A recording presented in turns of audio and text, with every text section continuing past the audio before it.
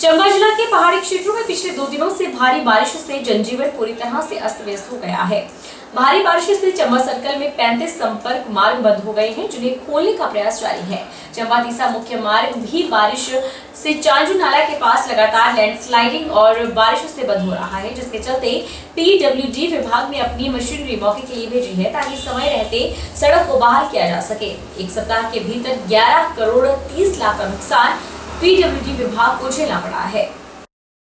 मंडी में आयोजित हुए प्रेस कॉन्फ्रेंस में संयुक्त रोजगार आंदोलन समिति ने बताया कि आगामी 16 अगस्त से संयुक्त रोजगार आंदोलन समिति रोजगार आंदोलन करने जा रही है।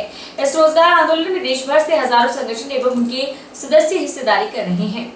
हिमाचल प्रदेश करनी सेना प्रदेश अध्यक्ष रजनीश सोनी ने मंडी में पत्रकार वार्ता का आयोजन कर जानकारी दी है कि संयुक्त रोजगार आंदोलन समिति की रोजगार आंदोलन के जरिए मांग है कि केंद्र सरकार राष्ट्रीय रोजगार नीति बनाकर संसद में कानून पास करे, ताकि देश के प्रत्येक नागरिक के लिए सम्मानजनक रोजगार की गारंटी हो सके। उन्होंने कहा कि आज देश के अंदर एक तरफ बेरोजगारी चरम सीमा पर है, तो वहीं दूसरी तरफ महंगाई भी सारी हदें पार कर चुकी है। ऐसे हालात में कैसे एक व्यक्ति अपने बच्चों की शिक्षा, स्वास्थ्य और भरण पोषण का ध्यान रख पाएगा। सरकार को जल्द से जल्द बेरोजगारी का समाधान निकालना पड़ेगा, नहीं तो पड़ोसी देश श्रीलंका के हालत कैसे हो गए हैं, ऐसे ही कहीं भारत की हालत ना हो जाए। इस मौके पर करनी सेना प्रदेश कार्यकारी अध्यक्ष रजनीश सोनी ने बताया कि पिछले दिनों देश में कृषि कानून, शिक्षक भर्ती घोटाला और अग्निपथ योजना के विरोध में आंदोलन हुए हैं। इन आंदोलनों में शामिल सभी आंदोलनकारियों ने विश्वास दिलाया है कि वे शांतिपूर्ण रोजगार आंदोलन का हिस्सा लेंगे।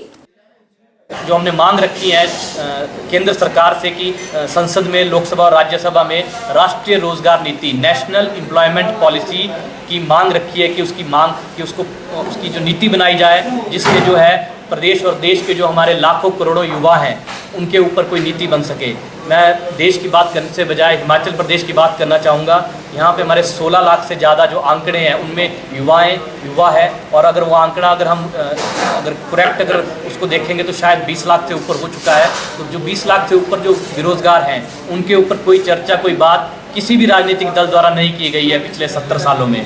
तो आज देश जो है आज़ादी का जो 75वां आज़ादी महोत्सव, जो स्वर्णिम महोत्सव मना रहा है, पर उसके बावजूद भी आज भी हम राष्ट्रीय जो रोजगार नीति है कोई हमारे देश में नहीं है। शिक्षा नीति पे बात होती है, शिक्षा नीति बनी, परिवहन नीति पे बात हुई, परिवहन नीति बनी, पर जो नीति जो सबसे इम्पोर्टेंट है, जिससे हमारा घर का जो व्यवसाय है, जो घर का जो दैनिक खर्चा है जो चलेगा, क्योंकि महंगाई जो है, इन्फ्लेशन रेट जो है वो आसमान तक पहुंच गया है। तो इसी कड़ी में हम आज यहाँ एकत्रित हुए हैं और आप मीडिया के माध्यम से हमने ये पूरी जानकारी हमने दी है कि 16 अगस्त से जंतर मंतर दिल्ली में राष्ट्रीय रोजगार नीति के लिए एक बड़ा जन आंदोलन किया जा रहा है। जोगिंद्रनगर विधायक प्रकाश राणा ने जोगिंद्रनगर स्थित लोक निर्माण विभाग विश्राम गृह में विभागीय अधिकारियों के साथ चल रहे विभिन्न विकास कार्यों की समीक्षा की। विधायक ने कहा कि अधिकारी जनहित से जुड़े विभिन्न विकास कार्यों को समयबद्ध पूरा करें, ताकि जल्द से जल्द लोगों को विकास योजनाओं का लाभ मिल सके। मानसून सीजन में पौधारोपण का कार्य सिरमौर जिला में जोरों पर है। नाहन विधानसभा क्षेत्र के तालो गांव में समाजसेवी संस्था इंटरवेल क्लब की महिलाओं ने वन विभाग के साथ मिलकर पौधारोपण किया। क्लब की महिलाओं ने करीब 4 दर्जन विभिन्न प्रकार के औषधीय पौधे रोपित किए। महिलाओं द्वारा यहाँ पर आंवला, हरड़, भिड़ा और जामुन जैसी प्रजाति के पौधे रोपे। हमने यहाँ तालों में पौधारोपण का कार्यक्रम रखा है, जिसमें हमारी सारी इनरव्हील की बहनें ने बढ़ चढ़ कर हिस्सा लिया है। इसमें आज हम लगभग 40 प्लांट्स लगाएंगे, हर्बल प्लांट्स, जिसमें हरड़, भेड़ा और जामुन होगा। और इसमें हमारे मुख्य रूप से अतिथि रहे हैं डीएफओ नाहन, जिन्होंने पहला पौधा लगवा के और पौधारोपण का शुरू किया है। और इसके बाद हमारा टारगेट है कि हम नेचर पार्क में पिछले साल भी हमने पौधे लगाए थे, इस साल भी हमारा टारगेट है कि वहाँ पे वन महोत्सव मनाएंगे हम वहाँ पे। सोलन के राजगढ़ रोड पर पराशर कॉम्प्लेक्स में व्यापारी से ठगी हुई है। यहाँ एक व्यापारी को नकली नोट्स देकर शातिर 9-2-11 हो गए। क्या है पूरा मामला, जानने के लिए देखिए ये रिपोर्ट। सोलन के राजगढ़ रोड पर एक अनोखी घटना सामने आई है, जिसमें दो बाइक सवार कपड़ों की दुकान में सामान खरीदने के लिए आए।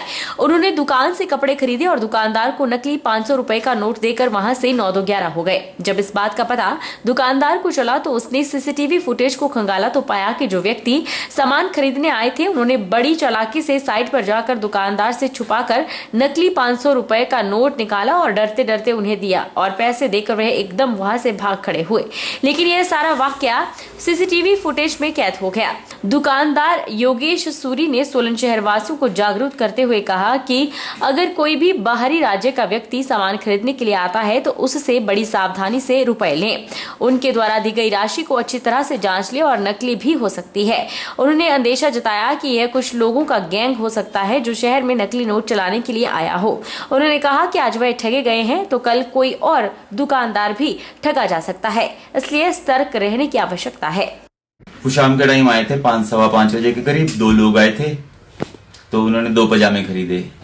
वो 550 रुपए देके गए थे। बाद में मैंने जब वो उनके जाने के बाद जब मैंने गले में देखा तो वो नोट अलग ही चमक रहा था, उसके ऊपर गांधी जी अलग से चमक रहे हैं। तो मुझे लगा ये नकली नोट है। मैंने ध्यान से देखा उसको तो वो नकली नोट था। स्पेशली लग रहा है जैसे उनका वो नोट जेब से निकाला तो लग रहा है जैसे उनके पास और भी नकली नोट थे। स्पेशली नकली नोट ही चलाने आए हैं शहर में। शायद वो और लोगों के साथ भी ठगी करके गए होंगे शहर में। तो ये कहना चाहता हूँ कि जहाँ भी ये दिखें तो थोड़ा अलर्ट रहें, क्योंकि उनके पास और भी नकली नोट है, वो चलाने की कोशिश जरूर करेंगे। अगर यहाँ नहीं कर रहे तो शायद वो इसके बाद शिमला गए हैं तो वहां भी कोशिश करेंगे जरूर। वो तो हो सकता है कि उनके साथी भी यहाँ पर घूम रहे हों, जो पूरा नेटवर्क है। हो सकता है उनके साथ और भी लोगों को जागरूक रहना चाहिए, क्योंकि दोबारा से नकली नोट शहर में आने लग गए हैं। पहले काफी टाइम से हमने नकली नोट नहीं सुने थे, मगर अब ये नकली नोट फिर से चलन में आने लगे हैं। अब वही है, किसी भी दुकानदार को अब कोई भी नोट देते हैं तो अब चेक करके ही लिया करें, क्योंकि नकली नोटों का चलन काफी टाइम से बंद था, अब फिर से शुरू हो गया है। वो अभी पीछे जैसे भी कहीं से और नकली नोटों की खबर आई थी।